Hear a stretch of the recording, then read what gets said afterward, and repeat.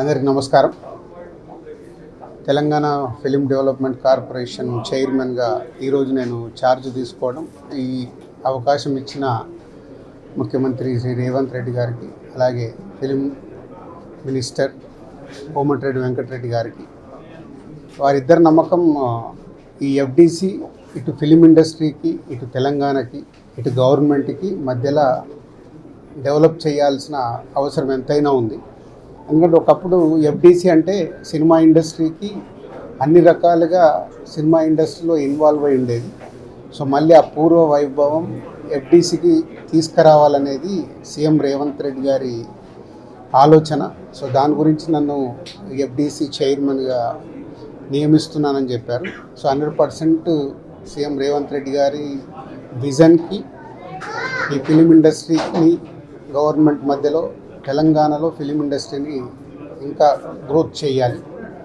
అలాగే తెలంగాణ ఇంతకుముందు తెలంగాణ తెలుగు సినిమాలకి, అలాగే ఇప్పుడు స్టేట్స్ సపరేట్ అయిన తర్వాత తెలంగాణలో తీసే సినిమాలకి ఎంకరేజ్ చేస్తూ ఈ సంస్కృతి, తెలంగాణ సంస్కృతిలో సినిమాలు వచ్చేలాగా ప్రయత్నం చేస్తూ తెలంగాణలో ఫిలిం ఇండస్ట్రీని గ్రో చేయాలి. అలాగే తెలుగు ఫిలిం ఇండస్ట్రీ ఇప్పుడు హైదరాబాదులో, మద్రాసు నుంచి హైదరాబాద్ వచ్చినప్పటి నుంచి ఎంతో తెలుగు ఫిలిం ఇండస్ట్రీ గ్రో అయింది.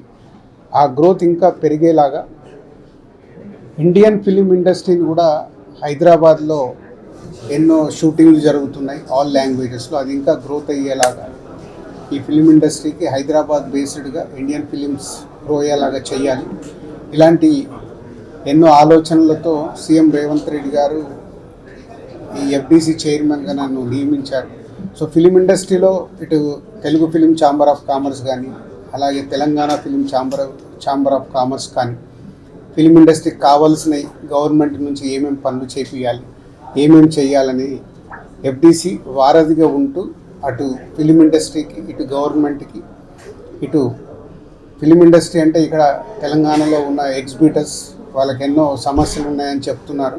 సో గవర్నమెంట్తో మాట్లాడి సాల్వ్ చేయాలి. అలాగే ప్రొడ్యూసర్స్ ఎప్పుడు హైదరాబాద్లో షూటింగ్ జరుగుతున్నప్పుడు మాకు సింగిల్ విండో షూటింగ్లు జరిగేలాగా, ఇమ్మీడియట్లీ పర్మిషన్స్ వచ్చేలాగా ఎప్పుడు మాకు ఛాంబర్లో డిస్కషన్ జరుగుతాయి. ఇవి ఆల్రెడీ వాళ్ళు అడిగిన ఈ పాయింట్స్ అన్నీ ఇమ్మీడియట్గా గవర్నమెంట్ దృష్టికి తీసుకెళ్ళి అన్నిటినీ స్మూత్ చేసి అందరికీ ఈ ఎఫ్డిసి అటు ఫిలిం ఇండస్ట్రీకి, ఇటు గవర్నమెంట్ మధ్యలో తెలంగాణలో గ్రో చేయడానికి ప్రయత్నం చేస్తాం.